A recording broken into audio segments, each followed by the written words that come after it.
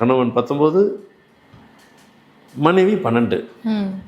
இப்போ 19 1 அதுவும் powerful number, மனைவி 12 அதுவும் பவர்ஃபுல்.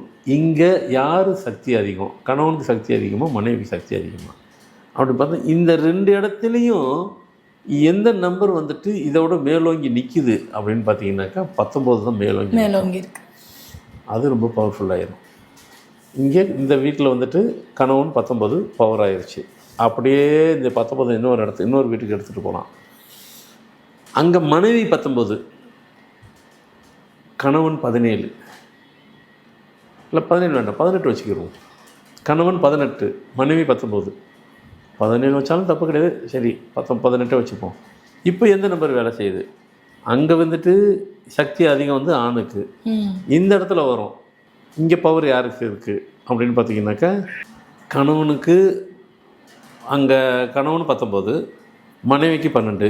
அதே 19 இங்கே இன்னொரு ஃபேமிலிக்கு, ஆணுக்கு அதே 19 தான். அவர் மனைவிக்கு 18. இப்போ இங்கே எது வேலை செய்யணும்? 18 தான் வேலை செய்யும்.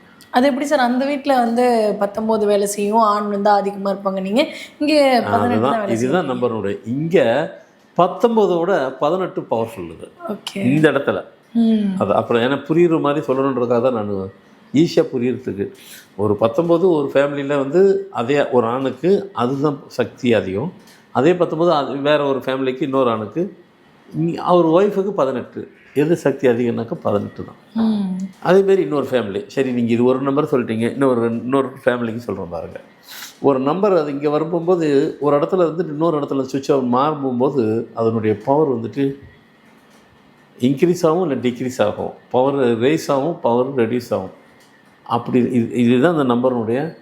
அது விளையாட்டுன்னு சொல்கிறதா அதனுடைய சக்தின்னு சொல்கிறதா? சக்தி தான் சொல்லிக்கணும், விளையாட்டுன்னு வச்சுக்கணும். லைஃப் தான் விளையாடும் அது.